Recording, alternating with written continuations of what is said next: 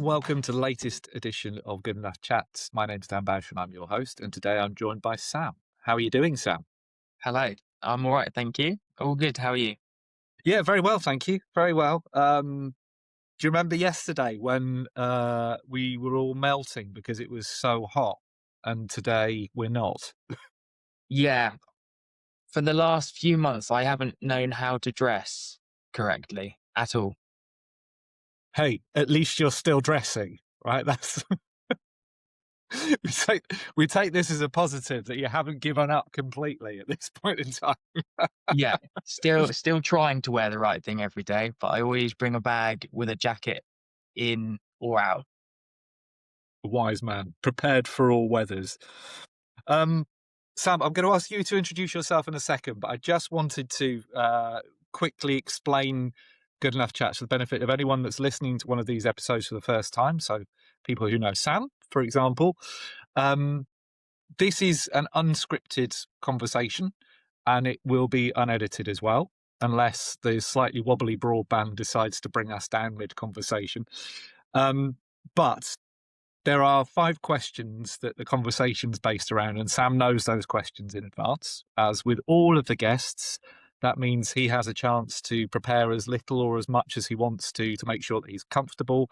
And that's super important to me because I know that a lot of the time these can be difficult conversations to have, and I want to make sure that my guests feel like they are in control of this discussion at all points. That said, depending on how Sam answers the questions, we could go off on tangents. And Sam knows that if we start to stray into territory that he's not comfortable talking about, all he's got to do is tell me, and then we'll get back on track with the core 5 questions and keep the conversation going. So, Sam, without further ado, please could you introduce yourself? Could we have your name, where you're from, what you do for a living, home life situation, and the most important question of all, what is your favourite flavour of crisps? Okay, I'll do the other stuff first because I'm concerned I'm going to get dragged into the whole crisp debate. Um, so stand by for that. So I am Samuel J. Chessell. I am quite local to you. It's how we know each other. We met at a kind of networking thing in Newbury, Berkshire. Lived here for 8-ish years now. I lived in Cornwall for quite a long time before that. I was there as a student, met my then girlfriend, now my wife, down there when we were both students, and grew up in Surrey as well. So mix and match. What I do to pay the bills is I'm a Photoshop technician, retouching photographs for adverts and stuff like that. But I have always part-time been a coach of some description. I've trained martial arts my entire teenage into adult years, and I've always done that part-time, have coached for quite a long time. I am a coach at Newbury Brazilian Jiu-Jitsu, which is run out of the old judo club, which has been there, I think, since the 70s, which is quite cool. I also, we met at a kind of startup networking thing. I've also started up a coaching business that is called Platypus Coaching, which coaches individuals and runs sessions educating and coaching people in, I suppose, what you would describe as personal safety. People know it as self defense, I suppose, but it's all encompassing, more of a holistic approach to that. So physical, mental, emotional. And a big part of that is mental health and how you look after yourself, make good choices, which extends through all aspects of your life. And I think that's why these kind of conversations, these kind of chats, and these kind of platforms are so important. And when you're talking about looking after yourself, especially as a man, the biggest threat to your safety is often yourself. Mm.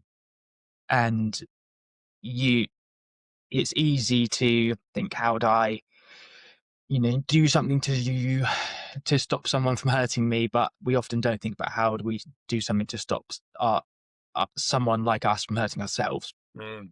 And I think these chats are absolutely the first step towards that. Yeah, so that's what I do. Awesome. Now, the most important question, obviously, the crisp debate. I can't remember who I was listening to, but they said, does it have to be a regular crisp, like a flavor of crisp? So, of all the stuff I've got to talk about, this is the thing that's taken up the most space in my head by far over the last however long since we said, yeah, let's do it. I don't know how much to go into, how much I've thought about this. Be my guest. My dad, right, is an interesting character because I feel like he's jumped class steps in his life. So he had a very working class childhood, but he's obviously worked super hard all his life and is now we're very kind of a middle class family, I guess. Yeah. Then I know I can't choose two crisps, You but can. You can. okay, because the two that I really love, I think reflect the story of that, because I love scampi fries, Yes. which I feel like are quite a working class staple crisp you'd get in a pub. Mm. Not that I was alive, but a pub in the 80s, right? Like that kind of thing. Yeah. Mm. But I also really love those vegetable crisps you get that are like Oh. the beetroot, the parsnip, and Oh. those feel like quite a posh crisp. Okay. I have to fess up here, Sam. This is the first time I've been triggered by someone's answer to this question. Do you not like Those, them? no, those Oh, to me are borderline sacrilege in the crisp world. I do not want beetroot and parsnip, the humble potato and maize. Those are the vehicles through which I would choose to. I say to people, I would eat any crisps. I would still eat those vegetable crisps, but it would be begrudgingly, and I would be wishing that they weren't vegetable crisps for the entire time. So I'm sorry to have to bring up a counter perspective. so I was not expecting such conflict so early on. Because I think Yeah, you said to someone else, I've been listening to quite a few of the episodes, and I think you said to someone else, if it's savory and crispy, then it counts, yeah. No, it or counts. I something just along don't those like it. lines. It counts. I just don't like it.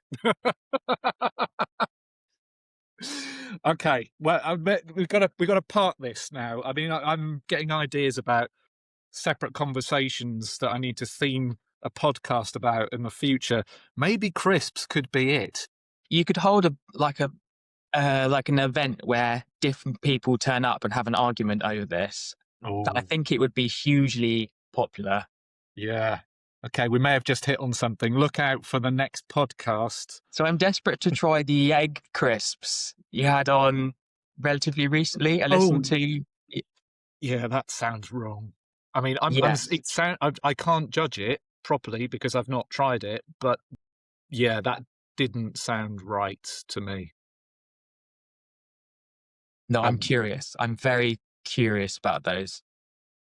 yeah, I'll give you that. I'm curious, but also that it doesn't make me feel it doesn't I make me think feel it's great something you thinking about it. can't describe. You probably have to try it. Yeah, yeah. To be fair, you're right. Okay, right. The crisps have done. It's a solid answer. Scampi fries, 100% with you. Uh, the vegetable crisps are crisps. I just they're not my bag, as it were. But each to their own. That's why we asked the question. So, Sam, I think you've sort of touched on it a bit in your introduction, but the first question we always ask is, why is it that you're here today now talking about your lived experiences of mental health? So I have, I suppose, two strands to my story surrounding mental health, I suppose. The first strand is that I've had a speech stammer all my life. People normally stammer on the word stammer, which is ironic, and their names. So I got through the name without stammering too much, but stammer, people always stammer on the word. I suppose out of interest, do you know anyone else who has a stammer? I do know somebody who had a stammer and has been able to mitigate the impact of that, but I know that that's something that they took years of work to tackle. Um, but I think I can only think of one person I know besides you that has had to deal with that.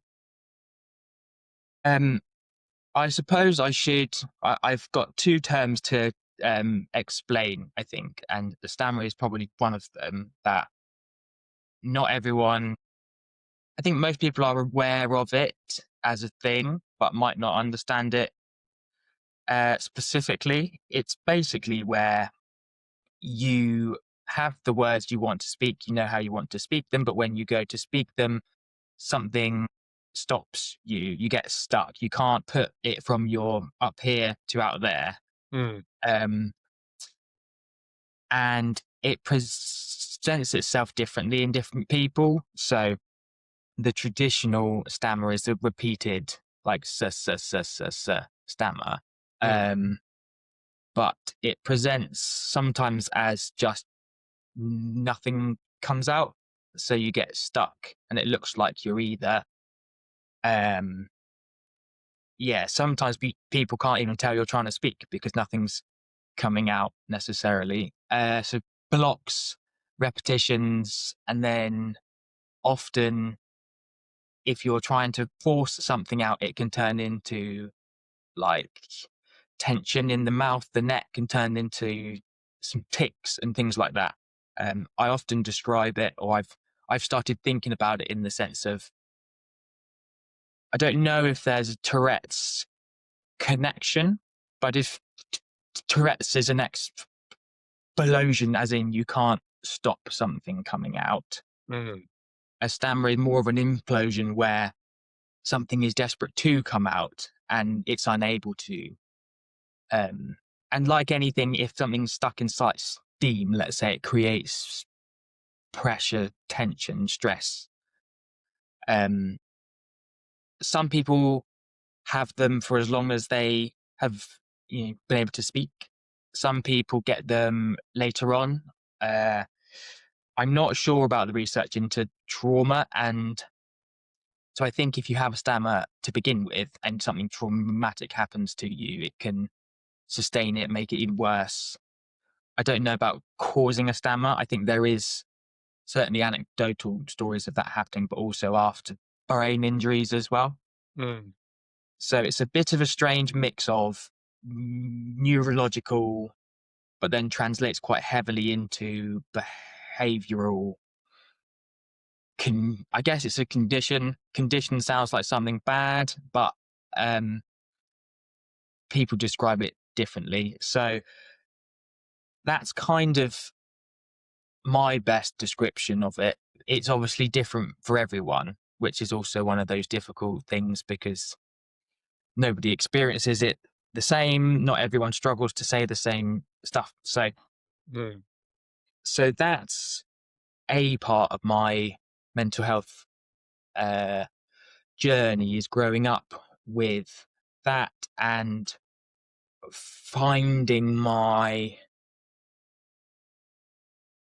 my journey to a place where I can do something like come onto a podcast and speak to you for an hour or so and it not be the most scary thing I've ever done because you get accustomed to failure and um,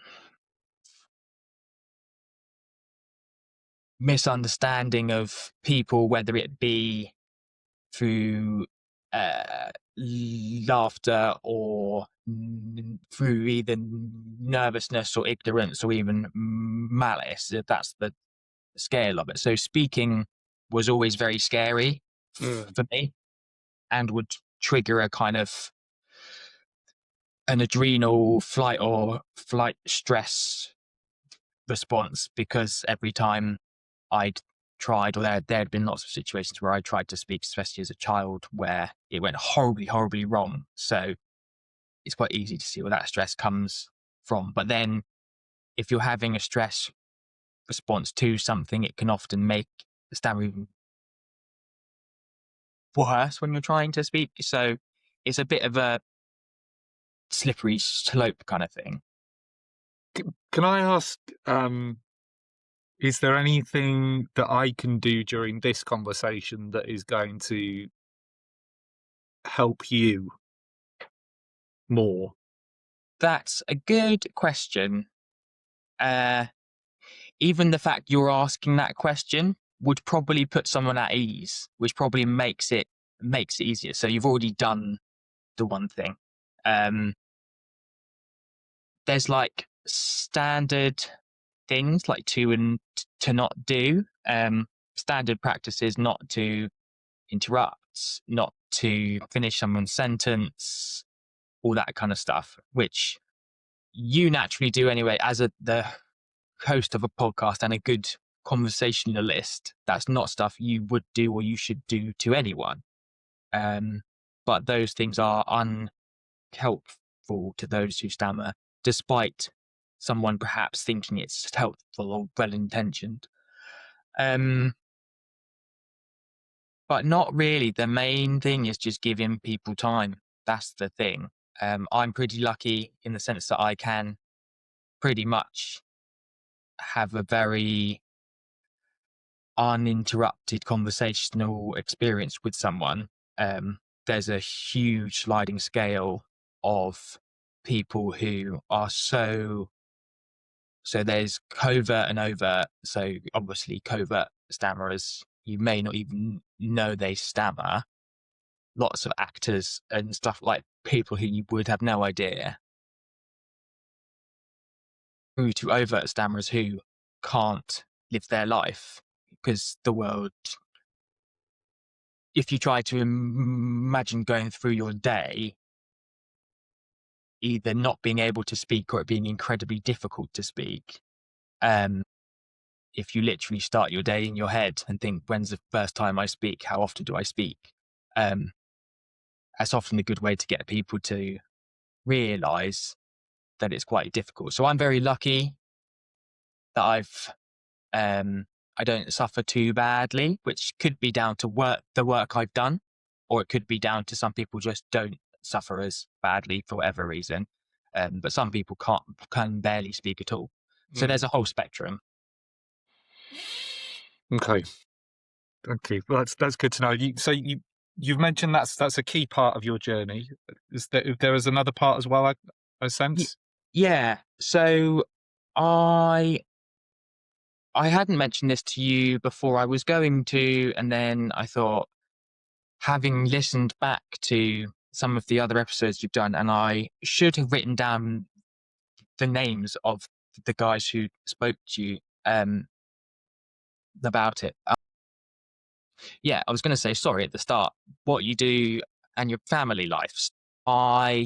Me and my wife, Catherine, have our daughter, Ripley, who's almost 3. And we're expecting one any day now. So I've put my phone on do not disturb, but Catherine gets through that. So if something starts to make a noise, I'm going to say, Father Dan, I'm off to the hospital. So she's due in a couple of weeks' time. So it could be any day. Hopefully not right now. But we've had quite a long, treacherous journey to parenthood, I would say. Prior to Ripley, we were pregnant with twins, identical twin boys, and Catherine went into early labour at 18 and a half. So almost 19 weeks. And we were not living at home at the time. We had started an extension, which was supposed to be a nice, simple kitchen extension at the back of our house, and then essentially the back of the house fell through, because it was so badly built to begin with. The guys couldn't put anything in or up that they needed to the existing house because it was just so awful. So basically the house fell down. We were living with my mum, and then out of absolutely nowhere, in the middle of the night, Catherine goes into early labour. So her waters go.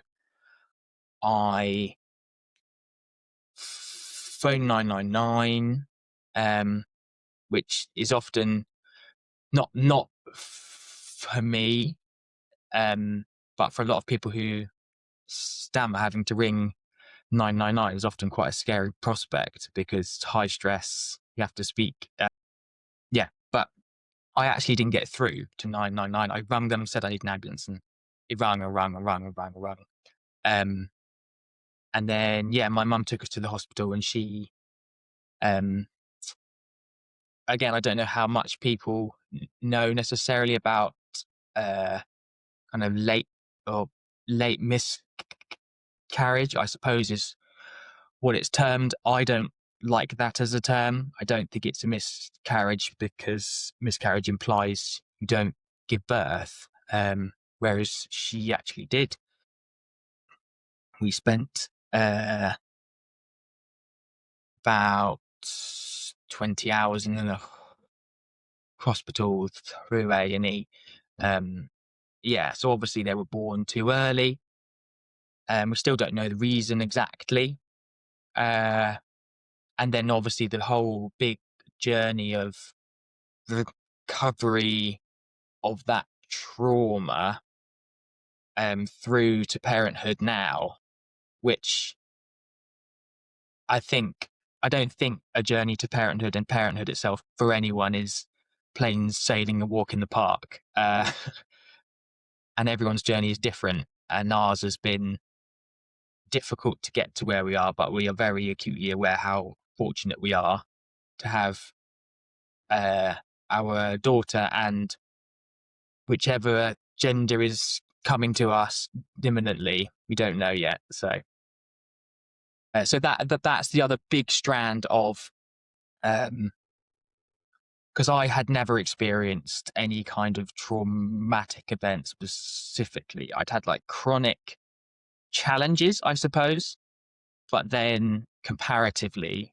to that was a singular, very traumatic experience. Mm. Mm. So yeah, so that's the other chunk, basically. Yeah. Well, I'm so grateful that you're coming forward to talk about that, on both counts, because they're both really important topics, and as you've alluded to, some of the previous guests have talked about the perinatal experience. They've talked about child loss, and it's really important that the man's experience of that and the man's perspective of that is talked about. So I'm really grateful, and as I said at the start, when we come on to that, if there's stuff that you're not comfortable with, just please let me know. I want to show you 100% respect on that. We kind of we'll look at that shortly, but I think it's important for people to understand, especially if they've not been through mental health challenges themselves, or they're not aware that they've been through mental health challenges, that it's not a linear experience, and mental health fluctuates, right? So having had that kind of context that you've given us for your experience, that we'll drill down into. How's your last week been? Obviously, you're on tenterhooks at the moment because you don't know when your new arrival's going to land. But how are you dealing with that? This week has been pretty good, actually. I think because the sun has come out, it makes everyone's mood, everyone's better in the sun. Up until the point where it gets into the kind of high 20s, and then we start to complain again. From 20 to 25 is like the perfect temperature in the sun. It's been really, really lovely. It's been nice to be in the garden, nice to enjoy, which again is always a very loaded thing to say, but to enjoy being a parent of only one child, because like everything after loss is the guilt of saying she's your only child, which is not technically true, and feeling guilty because you were going to have two to begin with, twins Oscar and Max. I should say their names, and which I think someone else also mentioned before about it's definitely helpful and good to say their names. So, but then obviously the next one is inbound, so we will be parents of two.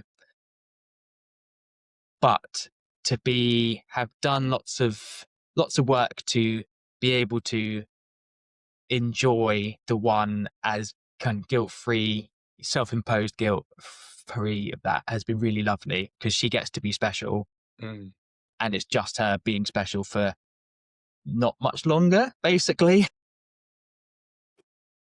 Yeah, so that's been good. I've been trying to work. I'm self-employed, my day job. So if I don't work, I don't get paid. So I'm basically squeezing out as much as I can prior to being off for paternity leave. So it's been good, thank you. The weather has helped immensely. Excellent. Excellent. So the next question, Sam, is about the kind of the evolution of your mental health journey, and obviously there are two very clear paths. So I want you to answer the question as you see fit. I'm not going to steer you in either way, but really, this is about where you first started to struggle and how that journey has subsequently evolved over the years. So you start it where you want to start it, and we'll take it from there. I'll do it chronologically. I think it's probably the best way. So I think anyone with a disability, and I think stammering is a disability. I don't describe it as that because I think it's a misleading term, or people have different ideas of what disability means or is. But in terms of the legal defined as, yes, it's a disability. But I think anyone has challenges and everyone has struggles, and I think that's been the struggle I've had. And I think as a child, it was, you can kind of imagine it, I'm sure, being in school, and the statistics are probably 1 in 100, like about 1 in 100 people. So in theory, there should have been a couple of other kids at school who stammered as well. And to my knowledge, there weren't any. It was not until I went to university that I came across anyone else. So that puts an immediate loneliness into your life. Like, I never struggled to have friends. My parents were very supportive. My mum, especially, my mum's an actress, so she speaks for her job, and she's very conscious. And I did do speech therapy as a child. So I went to the Michael Palin Centre, which is quite a famous speech therapy place for particularly children who stammer, but I didn't really enjoy being taken out of school to spend a day driving to London to go sit in a room and have someone ask me to read things out. Um, it was too kind of direct. It made me feel like a bit of a lab rat, which Mm. was nothing to do with the fact it was really well intentioned. And I don't know, since having children, I've thought a lot about if they stammer, how would I do my best to support them with that challenge? It is hereditary. I think it skips a generation, but I'm not sure. My granddad on my dad's side had a stammer too, which is Oh, interesting. okay. I didn't know that. I'm don't take my word on that, but I'm pretty sure it can be hereditary, and I think often skips a generation. Okay. Um, but I didn't get on with speech therapy, and I don't quite know the reason exactly why. But I think you become very conscious of how to communicate non-verbally. So I think from a very young age, I got very adept at making other people feel comfortable through body language, through behavior, because I had this understanding that when I speak, it can make people uncomfortable around me. And I think that was the biggest challenge. It was like the fact that when you speak, people are obviously uncomfortable. And I think that was the main struggle for me. But that kind of shaped me into a very friendly, very sort of amiable young person. Then I didn't really not do a lot of stuff. My mum encouraged me obviously to do drama and stuff like that, and I was always big into drama, and often being someone else, like pretending to be someone else, can make your speech much smoother, which again is interesting and not something I understand. I've kind of read quite a lot on the subject, but I'm not an expert. I'm not a speech and language therapist. I only know my own experience. Mm. So I never struggled externally, but I'd always describe it. And I've done quite a lot of therapy, which we can get onto to kind of understand the way it's shaped me now and how I deal with challenges now. To that swan analogy, where like up top it's very smooth and calm and everything's all right, but then you go under the surface and it's going flap flap flap flap flap flap flap flap flap flap.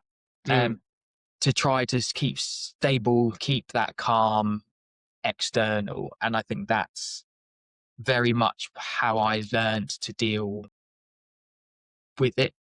Lots of people who stammer substitute, so your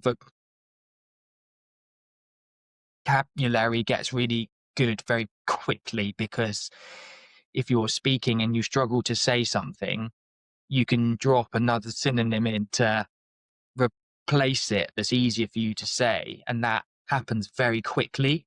I Mm. often don't know you're even doing it. Um, so it never stopped me from doing anything per se, but it did have crunch points, I suppose, of getting a job. So first jobs are often difficult because unknown. So you having to either phone or go speak to a stranger and say, "Can I have a job?" Um, Most jobs, nearly all jobs as a teenager, require you to speak to people. They're often like customer facing jobs, aren't they? And but even as an adult going to interviews and stuff, I I think interviews for people who stammer are really hard, because the power dynamic in that situation is such that that person has power over me, so I feel a bit powerless, and they are there to judge you. They're literally there to judge whether you're good enough for something. And I think that can, even a regular person obviously gets really nervous going to interviews and stuff because of that. A person who stammers gets that idea, and it can get spiral.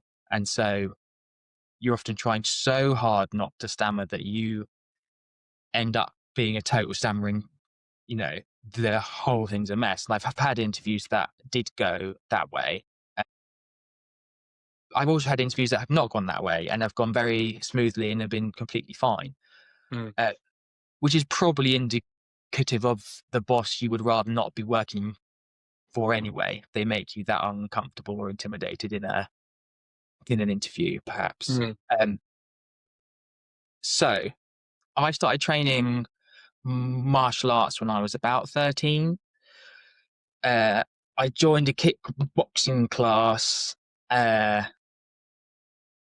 and it was an adults kickboxing class. They didn't have a children's class, and I was only 13, and I'd never been a big person.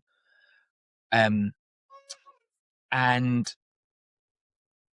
that was the beginning of the journey to readjust that power dynamic in any given situation.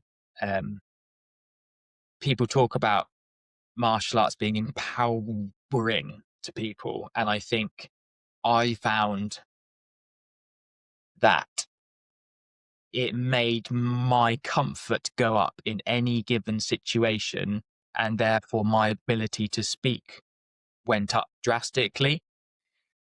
So I started kickboxing, competed as a teenager and a young adult.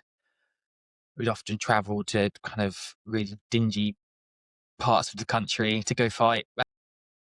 But it was really cool to be surrounded by all these kind of adults who championed you, and didn't speaking was not a part of training. If you were speaking, you weren't training hard enough, right? So sport, I think, is massive, but martial arts, and particularly combat sports as opposed to traditional martial arts, for me as a younger man as well, gives a whole plethora of benefits, and they happened to help me with my challenges. And then I went to university. That was another big challenge, I suppose, where you're going to have to meet a bunch of new people. Going away from home for the first time is always scary. And so having some grasp of how to be all right in scary situations. But it was difficult. And I think any other challenge puts your speech down a notch. I've tended to find. So either be deaths in the family as a child, or going off to university, or something else bad happening, you go through a bit of a dip. University was great. I met my wife climbing, actually. Me and the guys I lived with ran the climbing club, and she ran it the year after us. So that's how I met her, which is a cool little story. But I kept training at my shoulder climbing, then switched from punching and kicking stuff to grappling. So the other thing I should probably explain is what jiu-jitsu is. Please do. People hear it and they think karate, or they think taekwondo, and they think, I don't know what people think. Jiu-jitsu, and I will try to not be too evangelical about it. People who get into it end up trying to aggressively convert everyone they meet. So if by the end of this you'd like to come try a session, that would be great. No pressure. It's not a pyramid scheme, I swear. It's not a cult either.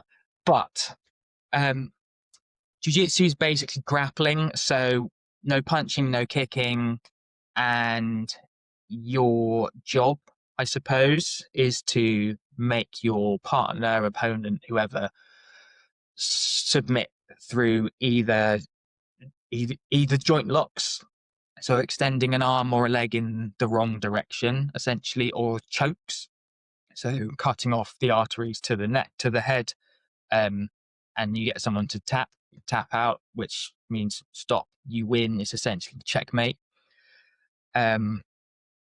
Or gaining control of another person, so pins and stuff like that. So if you think of judo, so after they get thrown, sometimes judo continues down on the mats and they pin them or try to submit them. That's jiu-jitsu. Jiu-jitsu has some stand-up, much like judo has some work on the ground. But there's also elements of wrestling in there. And again, not like jumping off of the ring, smacking someone on the back of the head for the deck chair kind of thing, but like American Greco-Roman wrestling, traditional wrestling. Yeah. So hopefully that gives people a good description. Started out as an extension of judo, and then the Japanese taught it to the Brazilians, who took it to the US. And then they used early UFC. I think everybody knows what the UFC is now. Yeah. So mixed martial arts. Early UFCs were essentially a way to see who was the best and what system is the best and stuff like that. But the Brazilians who had brought jiu-jitsu to the US had a stake in it, and they knew that their grappling would supersede striking alone. So it was a case for them to showcase it and essentially sell the sport. And it's now a huge industry, and it's growing in popularity. It's still pretty subculture-y, which I like, but it's growing in popularity. But yeah, I got into jiu-jitsu at university, and again was surrounded by the kind of traditional tough guys, I suppose. It was a very small working class gym. Most of the guys were either bouncers or builders, and I was a creative little student studying photography. It was just cool. It was just really cool, and I loved it. And then kept on training when we moved back here, and now I instruct, coach, teach it, and I'm a student as well with New Brazilian Jiu-Jitsu. If anyone would like to look them up, come join, come train. First week is free. That's my spiel. Don't mess with Sam. This is the subtext of what I'm hearing. I mean, I'm not a fighter. But well, this is the whole thing: was control over the body, control over the mind, control over that particular specific thing that is scary and challenging to me, which has always been speaking. And so instead of going to speech therapy and trying to help myself by dealing with it directly, I kind of went from the outside in rather than the inside out, if that makes any sense. Yeah. And so that brings me to pretty much where I am, or where I was a few years ago, and then what happened to us when we lost the twins was an interesting experience on that journey, because it points out, as someone who has that as their background and has become, I talked to Catherine, my other half, and my therapist. We have like similar conversations. We not together, obviously separately, but I describe it a bit as like being pathologically self-sufficient. And I think a lot of men can probably relate to that, where you get so good at carrying the weight of your own bag and putting someone else's stuff in your bag, being like, it's fine, I can carry it, don't worry. to the point at which you can't carry it anymore and you sustain an injury, be that an emotional injury because it's stress, let's say, or literally a physical injury because you're just trying to do too much. Lifting a toddler in your back just goes like, that's Mm. demonstrative of you doing too much, right? So it got to a point uh, after after the boys died. It was after having Ripley. So we said to each other, because we were still not back in the house for months on end. So we were living with my mum at the time. Sorry, I'm kind of going all over the shop here. I've No, you're got a not. smaller story with inside the bigger story, which is my mum has done a lot of work for pregnancy loss and baby loss charities because her first child, so I'm number 3, but I've only ever known my older sister. So her first child was stillborn um, in, I think, 1986, 86 or 87, Okay. back when we don't have nearly the amount of the resources and support that we do, that we have now. So that was a real dark spot and lonely challenge for her. And she was stillborn. They didn't know it was going to happen. So very sudden and traumatic. And then she was basically dumped on a ward with other mums who had just had healthy babies. Oh, wow. Yeah. So surrounded by crying mums with their children, completely inappropriate. And like a lot of things from the 80s, you don't want to excuse it just because it's the 80s. But back then, it was not. So since then, she's done um, lot of support work, a lot of campaigning. She's worked with SANS a lot, which I know is a charity that's been mentioned on here in the past. And she actually campaigned to get a room in the Royal Surrey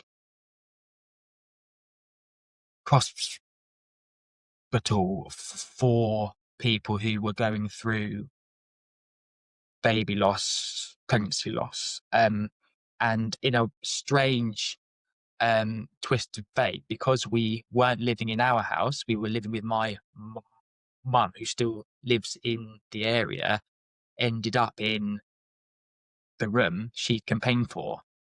Wow. Yeah, and there were packs she's written support packs, and I remember literally packing them on the production line with my mum for schools, community centres, hospitals.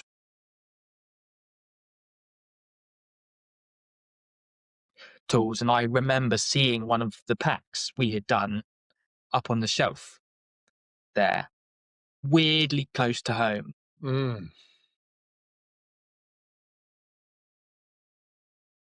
So yeah, that's a story within a story that, yeah, it all ended up being at the Royal Surrey rather than around here. And it wasn't until we had Ripley, me and my wife said to each other, if we don't try again quickly, it's going to be too scary. The longer we leave it, it's going to be too difficult, too scary to even do it. So, and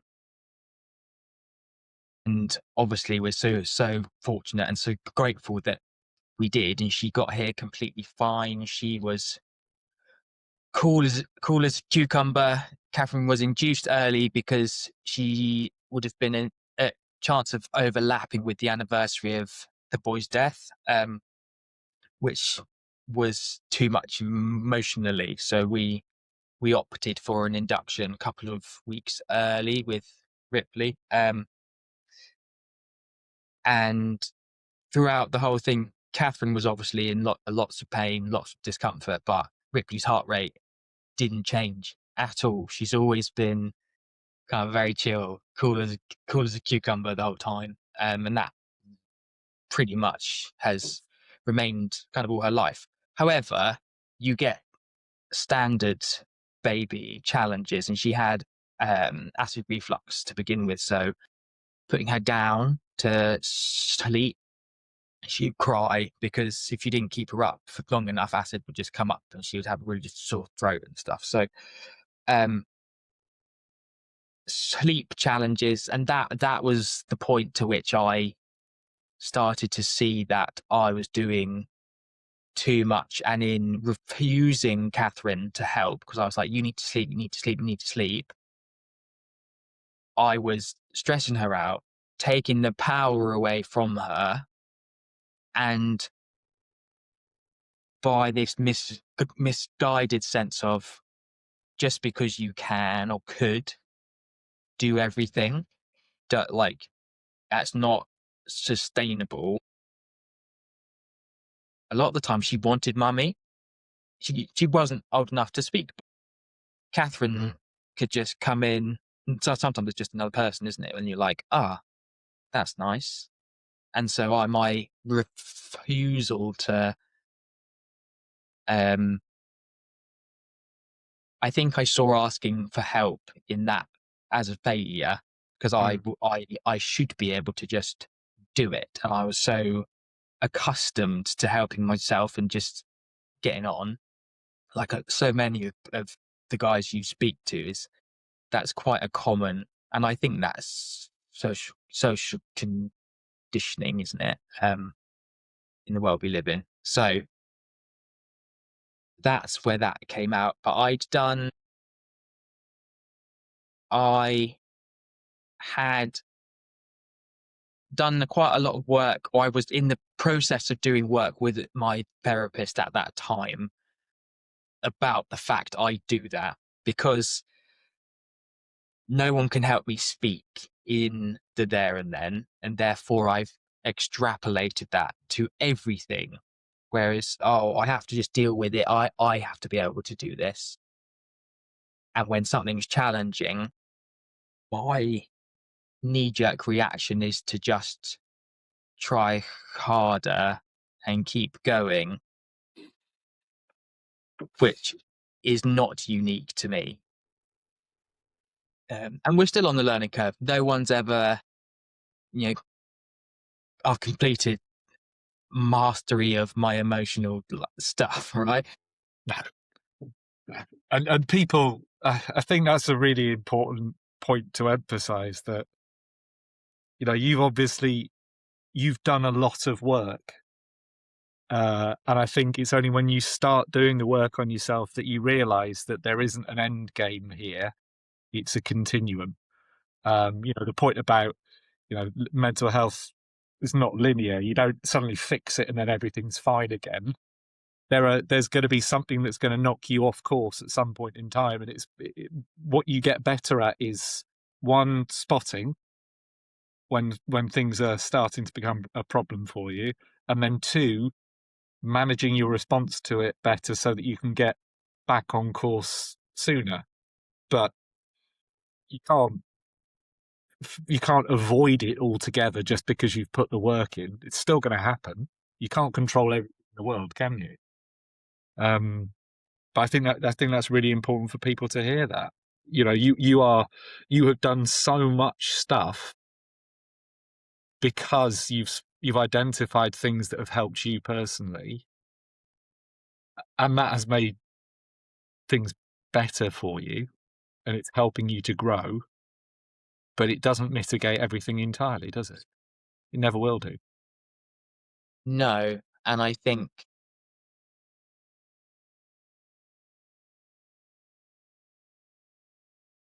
it's interesting, and I think this is so valuable, because I think no matter your specific unique situation, like no one has lived the life that I have, much like no one has lived any of the other lives anyone you've had on this podcast has had. And yet these similar topics, these similar dynamics, these similar repetitions keep coming up. And I think it's difficult, and something I found through jiu-jitsu, and I think it's sport in general, but I think combat sports gets you there quicker because you're dealing with like adrenaline and your ego and stress, and it's you're literally fighting. It's competitive to a greater extent, but I think communal struggle is that really emphasizes that positive element of tribe and community. And I think doing something like this and having challenging conversations with people is another version of that. We're just doing something that's not easy to do together. And I think in an evolutionary sense, the caveman in all of us gets something out of that.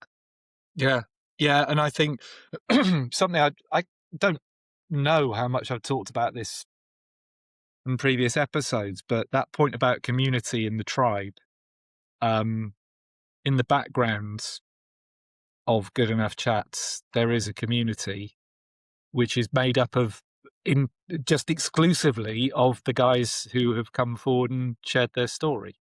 And the one thing that they've all got in common is that they have publicly talked about their lived experiences of mental health. That's it.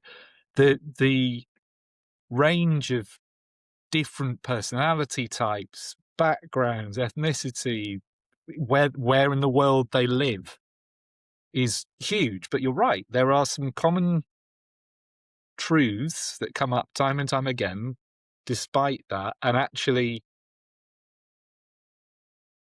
just my theory is that just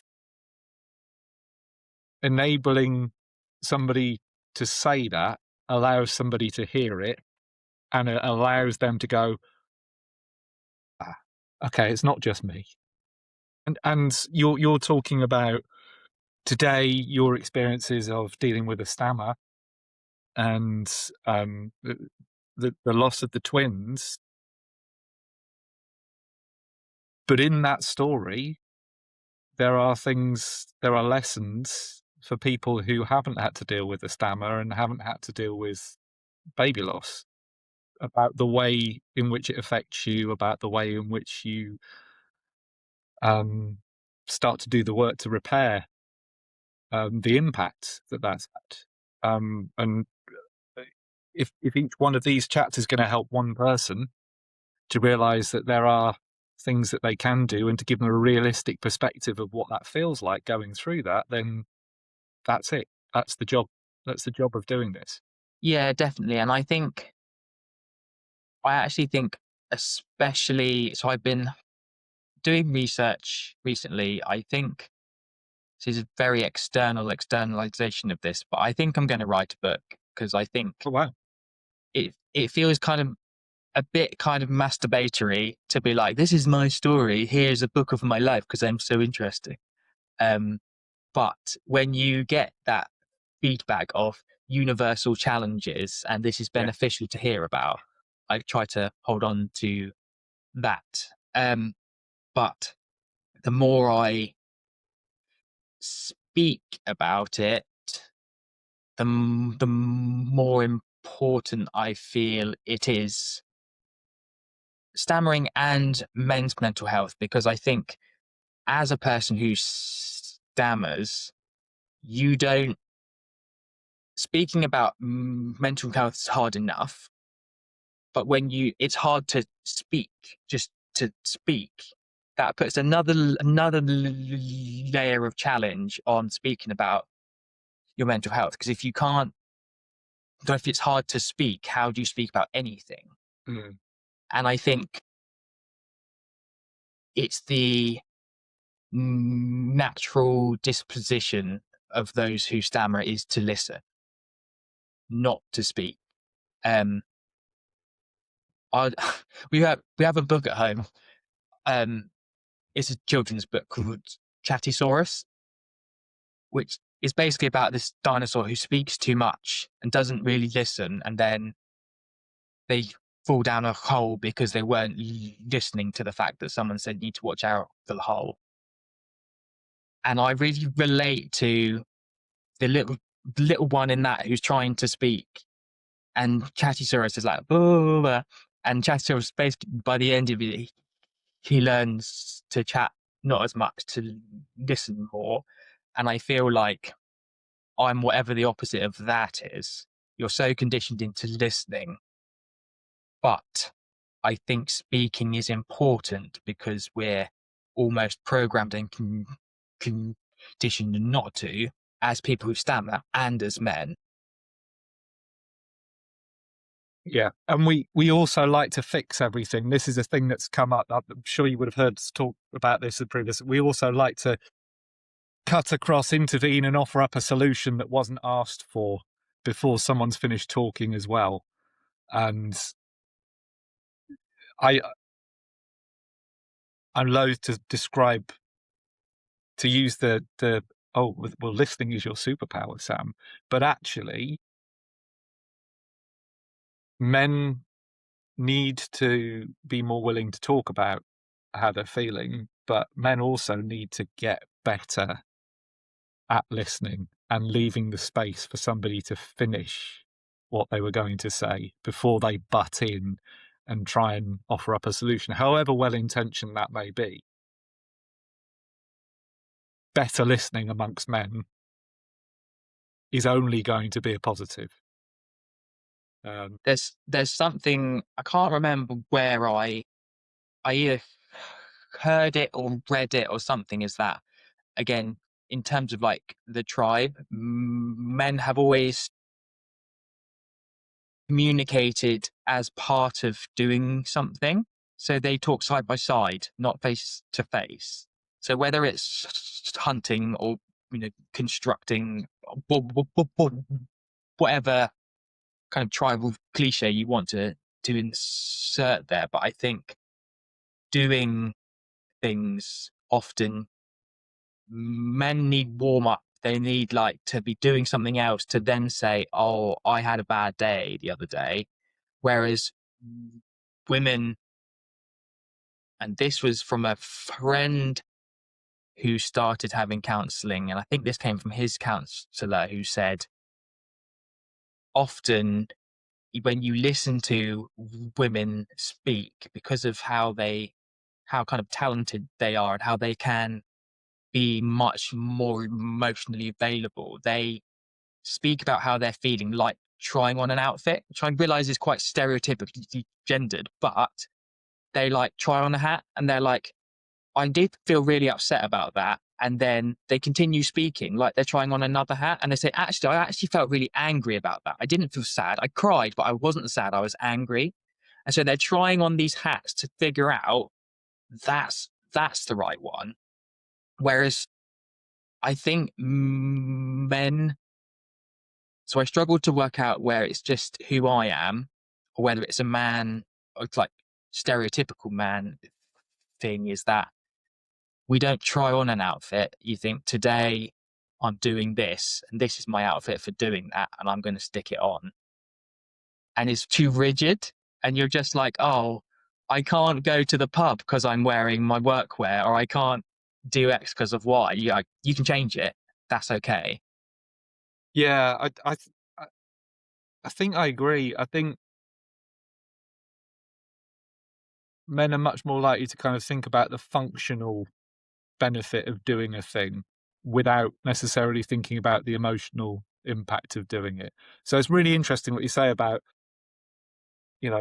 men needing to do something in order to feel comfortable that they can have a conversation, or men going side by side. That's why there are more and more men walk and talk groups rather than sat opposite somebody and talking to them. It is really interesting. It's giving me food for thought, actually, about why some of those things work so well and others don't. And actually, it is, even in this format here, where we're virtually sat in front of each other, um, obviously it's working to the extent that like over 3 dozen people have come forward and done this so far. But I wonder if part of that is when people are watching them as opposed to just listening to them, they can see two blokes talking openly, facing each other. And there's a novelty in that. I don't know. I hadn't thought about it before, but Hard to know whether it's nature or nurture, isn't it? Like, is that just because of who we are, or is that been conditioned into us over our lives that you don't just do this, you have to be doing something else, and you think it's what you think and what you feel, but have you just been shaped into that direction? Like, we don't really know, do we? Is it because there's not enough of this going on for people to think, well, the other day I was listening to Sam and Dan just have a chat about something, I'm going to have a chat to my friend about something. Yeah, we'll never know. But hopefully somebody is going to hear this chat or watch this chat and is going to do that, exactly that, as a result of it, because it's those it's noticing those small differences and actually acting on them, which allows you to kind of accumulate enough I guess credits to be able to make a difference to the way you're feeling, right? And it's never, again, my working theory with this podcast is that if somebody takes one thing from it that allows them to take a positive step forward with how they're feeling, and happy days. If they get that from the first 2 minutes or 3 minutes, or no, actually, that's probably the first 5 minutes when we were talking about crisps.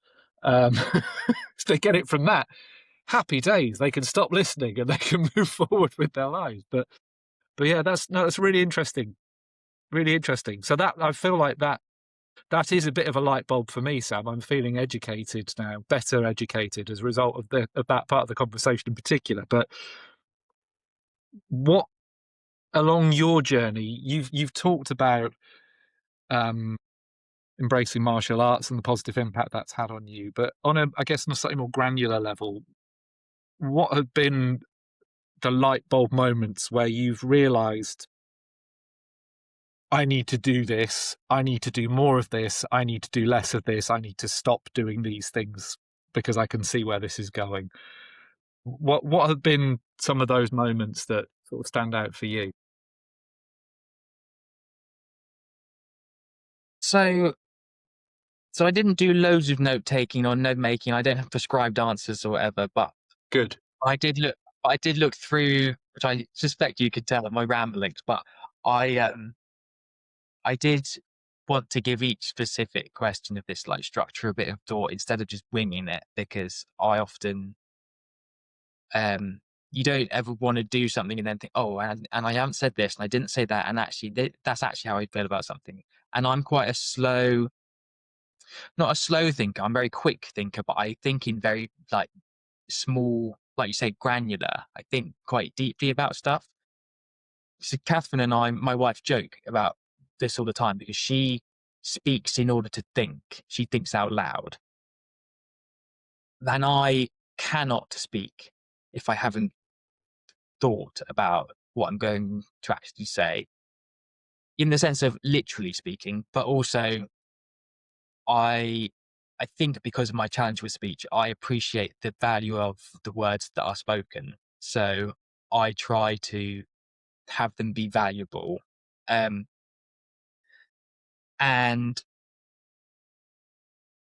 I think because of that, I'm not a very impulsive person.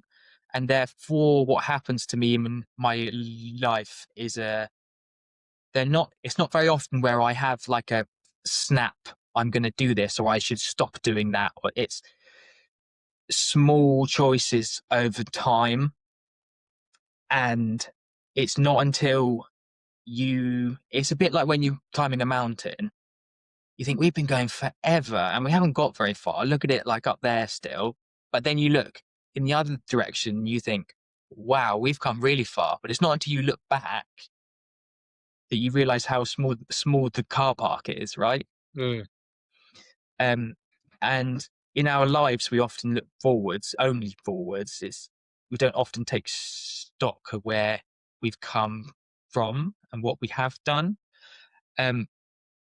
I had, we went to a friend's we went to a friend's wedding a few years ago, and her dad, I had met her. She was a friend of Catherine's from uni, and I'd met her parents at uni, and that was probably at that time 10 plus years ago.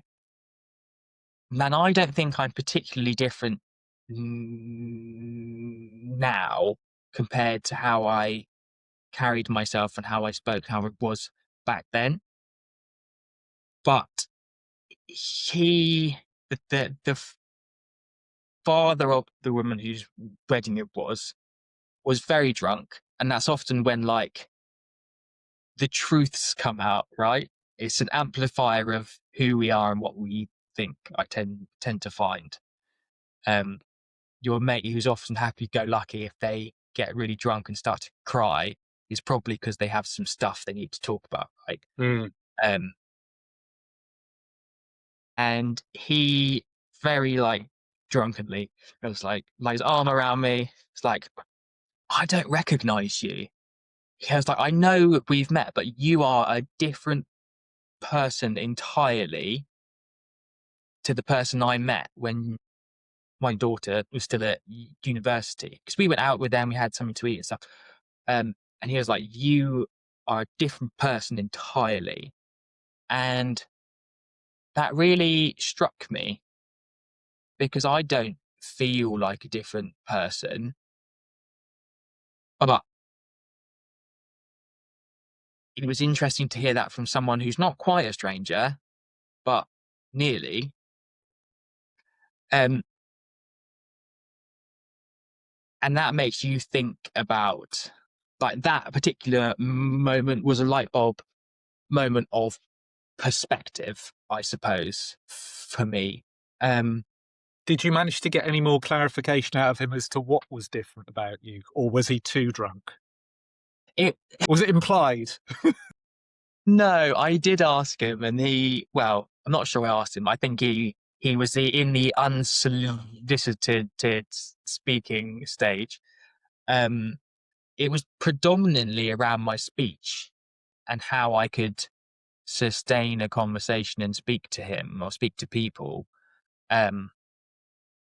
But I think for a lot of people, however much of a grasp you've got of whatever your challenge is, I think comes out in how you carry yourself, how you live your life, no matter what. And it's interesting to me that during that period, I have gone from, I suppose, being a student of combat sports to being a teacher. I really like coaching and I really like teaching, and there's an irony to it is that I'm really good at commanding a room and speaking out loud and essentially public speaking, which sounds really backwards,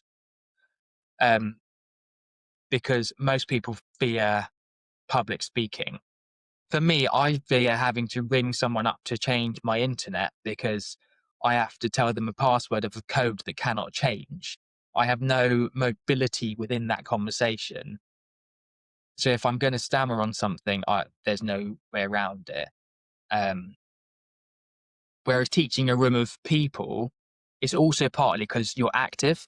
So I'm speaking as I'm doing.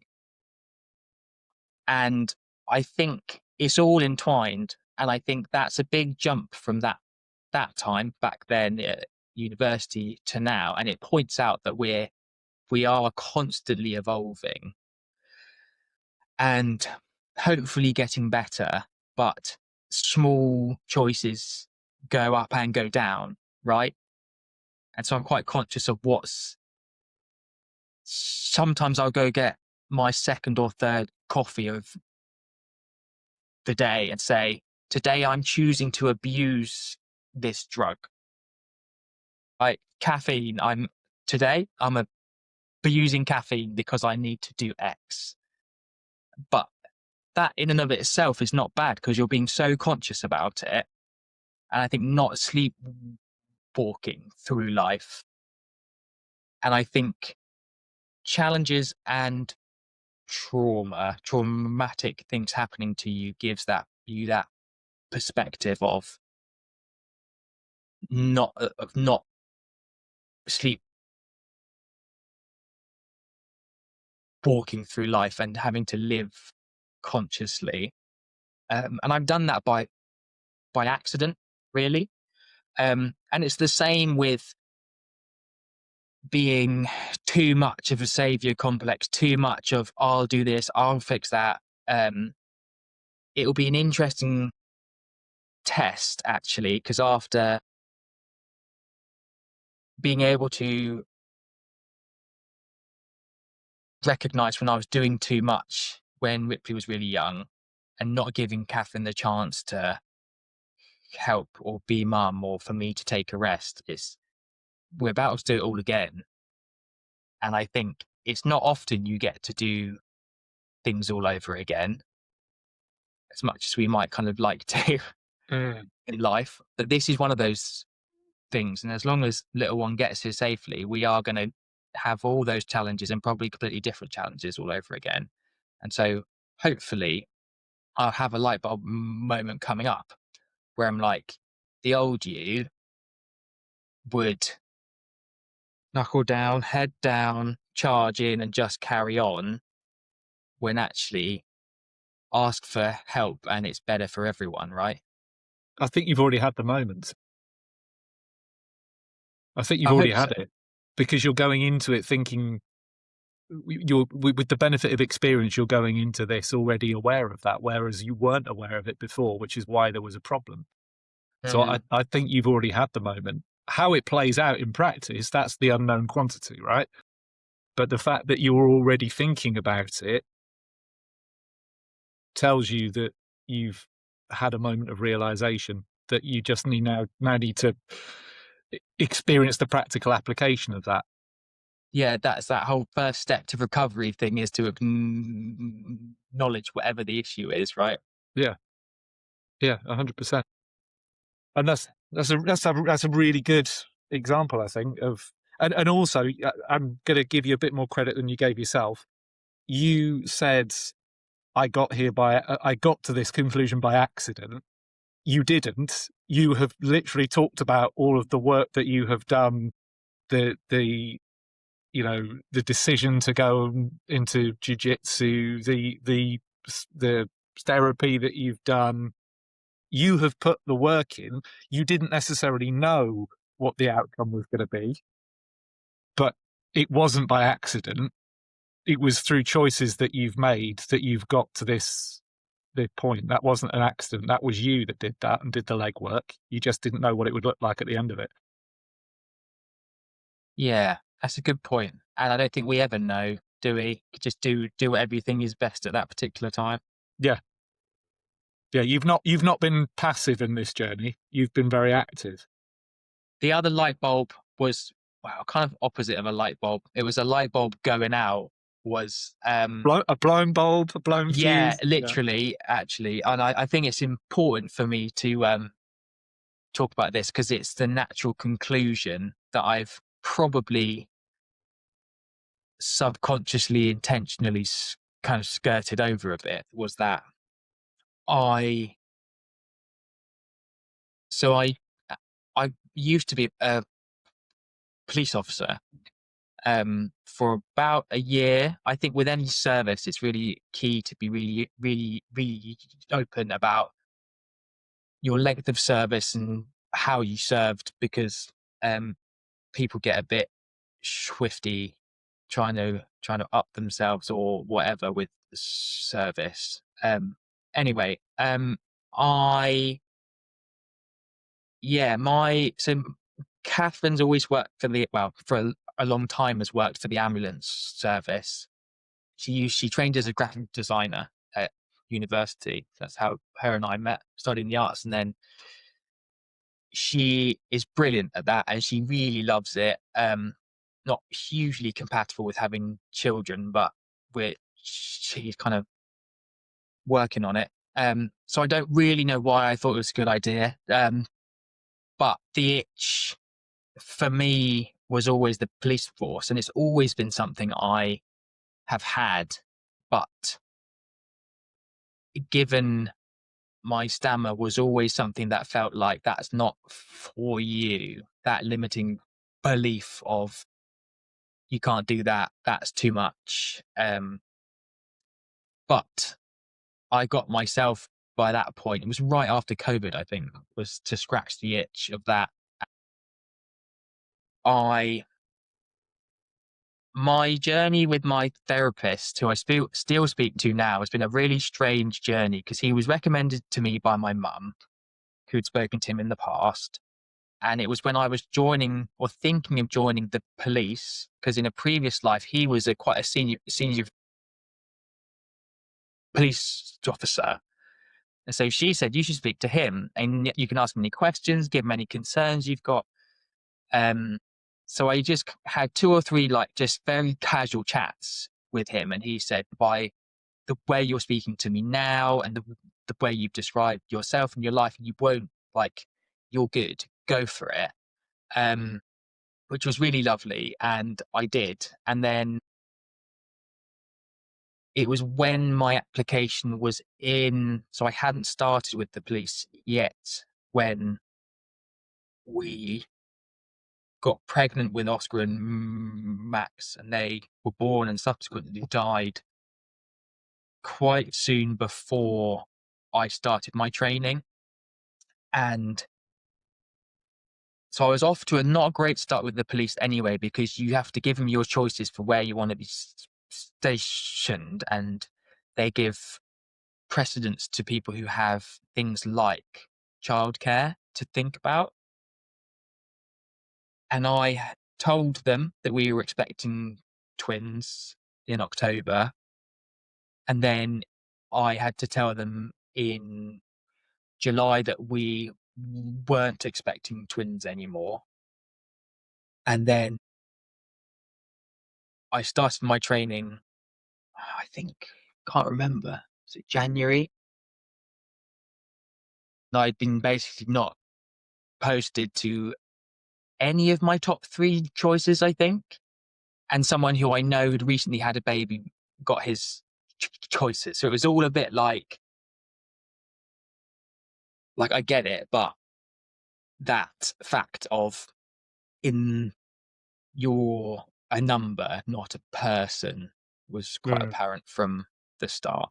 Anyway, I then went back to this guy who is a therapist and a counselor and a mediator here, who I just casually spoken to and said, this deeply traumatic thing has happened. I know we just kind of chatted, but we had a really good rapport. Can I speak to you in a more therapeutic? And he was like, yes, absolutely. Let's speak on a regular basis. Um, and can't remember exactly the timeline, but basically I'd done all my training. I passed my tuition period where you're on area, you're doing the job, but you have someone looking after you and you kind of tick off the skills of conflict, taking a statement, doing X, Y, and Z. I'd only just started properly when Richie was born, and I essentially couldn't be a beginner at the very start of a great adventure in two opposing directions, because I had this parenthood journey, which had been such a dangerous, arduous, difficult journey to get to there, and starting with the police, which again had been a difficult and a long journey to get to there.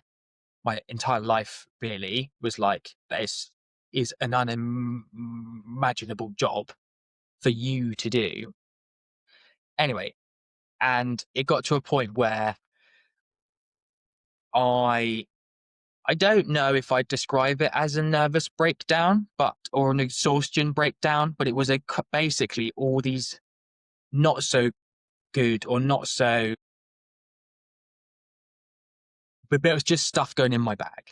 Mm, extra weight in the bag, extra weight in the bag. I can carry it, I can carry it, I can carry it. But you combine shift work with a job that is quite stressful, which you're a beginner at, so you're still trying to learn, with becoming a parent after loss, with that brand new job, you're still trying to learn. Sleep disruption from that thing, sleep disruption from that thing, that don't, the sleep disruptions don't match up.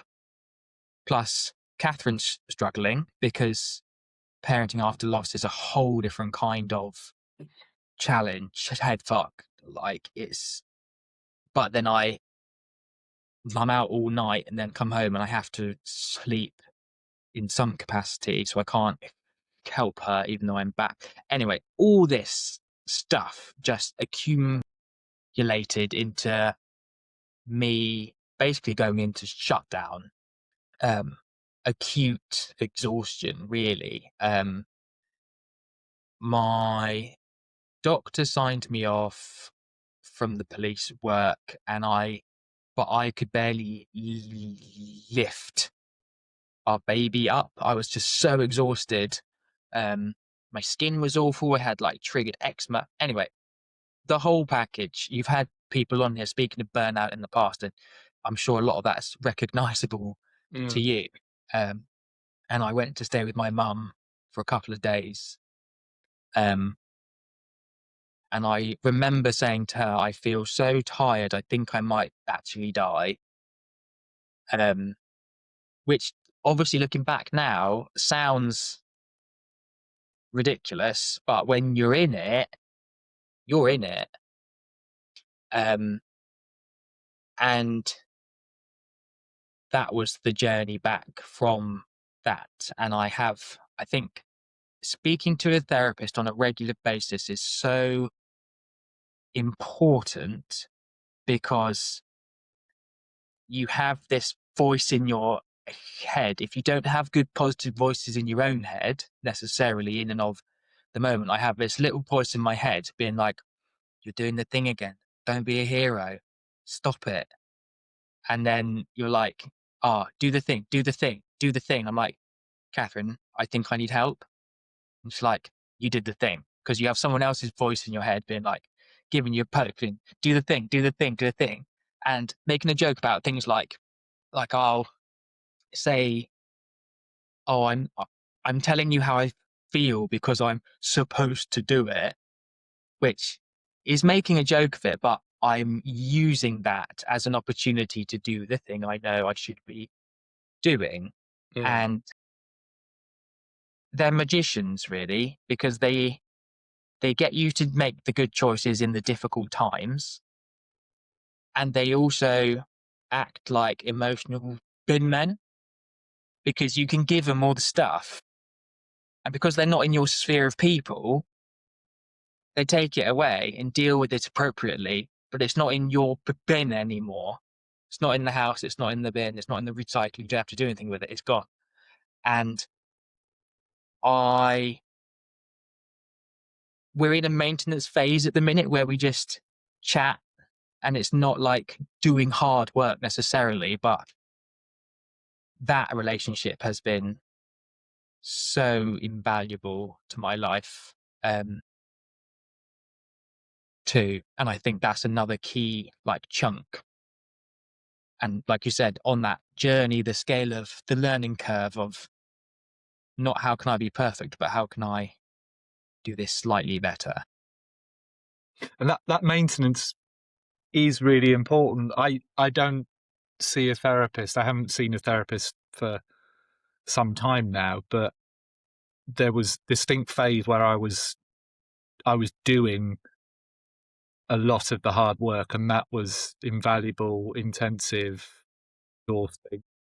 But there were other points at which just knowing that there was that hour each week that I would go to where it was a chance to just unburden talk was invaluable. So I think that's a really important light bulb moment to highlight. So thank you for doing that. The fifth question, Sam, is and again, this is for you to choose where you put the focus in your answer on this. But if somebody came to you today and they had a similar experience, what is the most important thing that they can do? And that's not asking you as an expert, that's asking you as somebody who's been through it. So I thought about this question too, and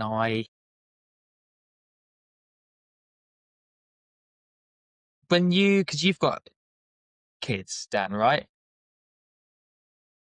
When you were about to have kids, did someone try to describe to you what it was going to be like or give you advice? I mean, yeah, there was lots of unsolicited advice about that, and I think you're right to look out for the difference between the first and the second. That it is different. Yeah, there was a lot of advice. Did anything that anyone said to you scratch the surface of what it was like? Retrospectively, yes, but it was an experience that you had to go through yourself to really understand and see the implications of. And then you could say, with the benefit of hindsight, oh, yeah, I see what they meant now. That's my challenge with advice, is that it's really because I didn't have, no matter what, because so for us, we were the first people in our friendship social group to have children on the most part. And no matter what, so now we have friends who are just starting on that journey.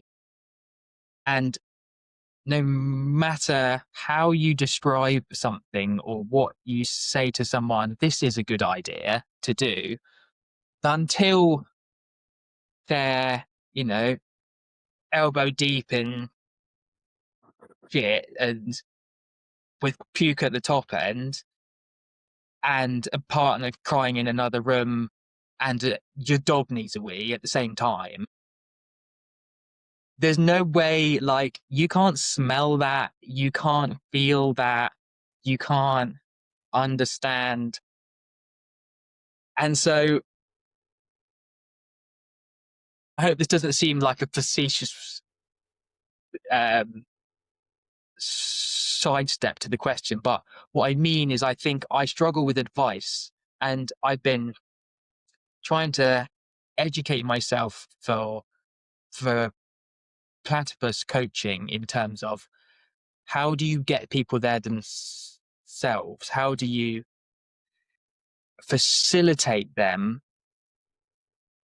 getting those lessons off their own steam, essentially? And I think it's encouragement rather than actual advice, because what would work for me, I'm very aware, might not be working for someone else. And so there are good things like universal advice, like, which is easier said than done, but speaking to a therapist, have some kind of therapy is massive. And both my therapist and I are into sports. So we use sports as an analogy of, you have, like, going to the gym or doing your sport, being in condition to do your sport. That's the being the just talking, keeping it on a level maintenance phase. But you can have an injury. You can have an emotional injury as well. And that's when you go to rehab. That's when you go to the physio and do specific exercises and specifically train that because you've injured that. And we not do it for an ankle or a bicep or whatever. There's no reason not to do it for an emotional injury or a social injury or chronic generalized anxiety, let's say. If you had a bad back, you'd probably do more exercise, go to yoga, and it doesn't make it go away, but makes it better. So I honestly don't know what advice I'd give to someone else who had those challenges, but I would encourage them to be brave enough to make the choices that you already know you should be making, and positive choices accumulate. And I think that's the biggest thing I can give to previous me or anyone else, is that you aren't, it's exactly like you said earlier, actually, is that like, you don't know what the outcome is going to be. You never know what the outcome is ever going to be. What you can do is make good choices and do your best, which sounds very abstract and like a bit of a cop out, but that's all there is, really. And it's all chaos. If anyone ever says or looks like they know what's going on or they know what they're doing, they're just better at appearing like they do. A university lecturer of mine actually said something once which really has stayed in my head my whole life. Was like, we were going to a conference where all these famous photographers were and stuff like this, and he was like, don't let these people, like, they get up every day and have a shit just like you, no matter who they are, unless there's something wrong with their stomachs and they can't poo. They'll get up and have a shit just like you. Now, go and do with that whatever you will. And I don't quite know why, but that stayed with me for the last 15 years. It's true, and it's and we know it to be true, and there is value. The value in that is it's such a visceral image that you could apply it to literally anybody. You can picture them now going, okay, they're going to have to sit on the toilet at some point, and it's one of those things that's just, I think, incredibly useful to be reminded of on a regular basis, because people do seem superhuman because you're just seeing the superficial stuff, right? You're not seeing the work that's gone into where they are. You're not seeing how they're really feeling, and it's very unlikely they're ever going to tell you how they're actually feeling about it.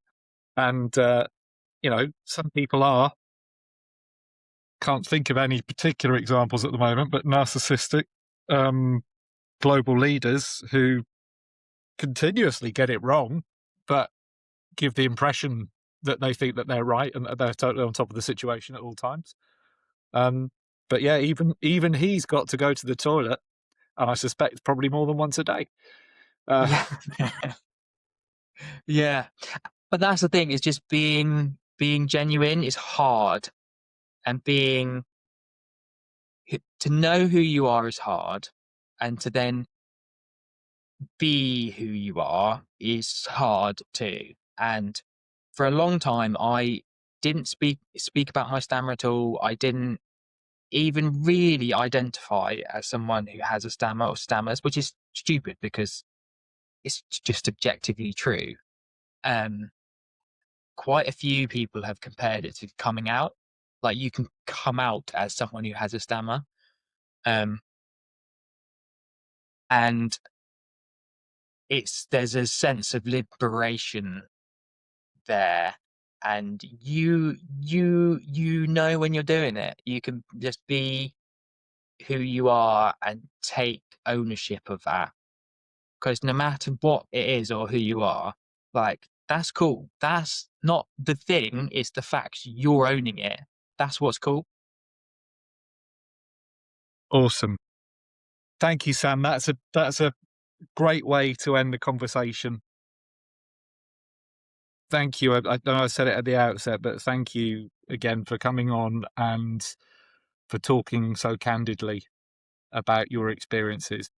I am 112% sure that this is going to reach somebody who needs to hear this and that it is going to help them.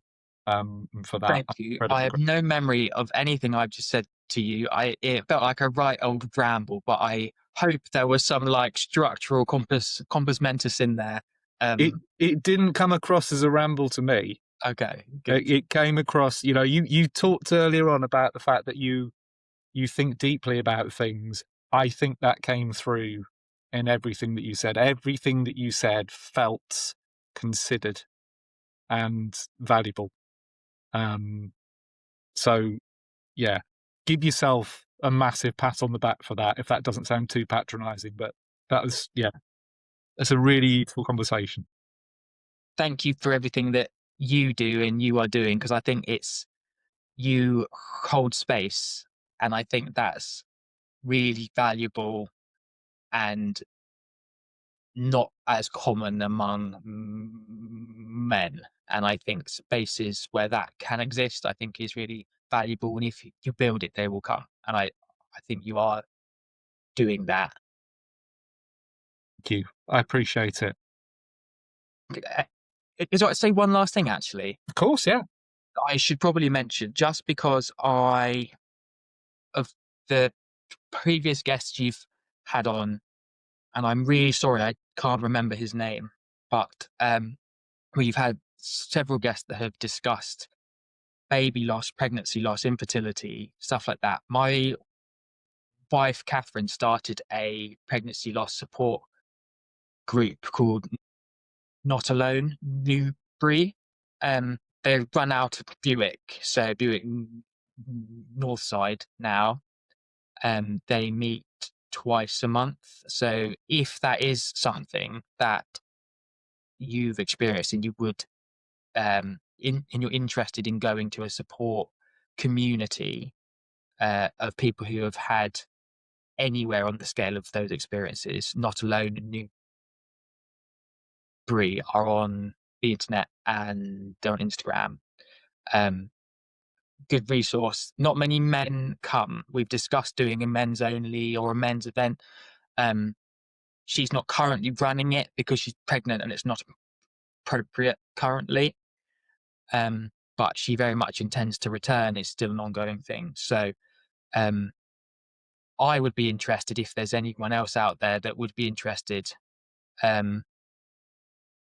to do a men's event, kind of the wrong word, but like a men's session, or if you have partners or whoever, that's an existing resource that I think is important to mention.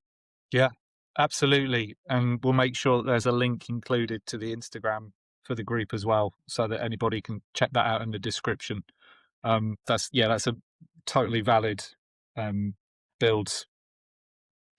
So thank you, Sam. Thank you also to everybody for listening, watching along with us today. I hope you found this interesting and useful. If you have, there are a number of things that you can do that would be really appreciated. Number one is, if you know somebody that is experiencing something similar to the things that Sam has talked about today, please send this episode to them directly. Put it right in front of them, because that is the way that we can have the best possible chance of that person being able to take some positive steps to help themselves in the future. Beyond that, if you see this episode or any other episode that resonates with you, please share it across social media from wherever you consume it. So whether it's on Spotify, Apple Podcasts, YouTube, please share that. Help us to get this in front of more people that need to see it that way too. You can subscribe. So YouTube, Spotify, Apple Podcasts. Subscribe to the podcast. It costs you absolutely nothing, but the more subscribers we get, the more chance of this reaching more people, which is obviously what we want to achieve here.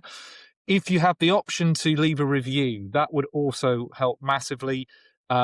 Just head straight to 5 stars. That's the only thing you need to worry about. Give it a 5-star review. And by all accounts, if you have the option to write something, you can write whatever you want in the comments. That doesn't affect the rating, but I'd love to see nice, pleasant, supportive things in those comments as well. And last but by no means least, this is a passion project. I'm going to continue to record these episodes, and as long as guys are going to come forward and have these conversations, I want to make sure that this is a platform that can help to get that out to the world.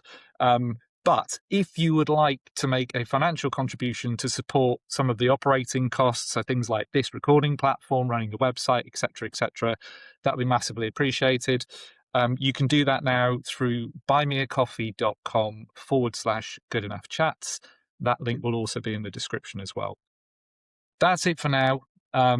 Really looking forward to coming back to you again soon with another episode of Good Enough Chats. But in the meantime, take care of yourselves and we'll see you shortly. Cheers.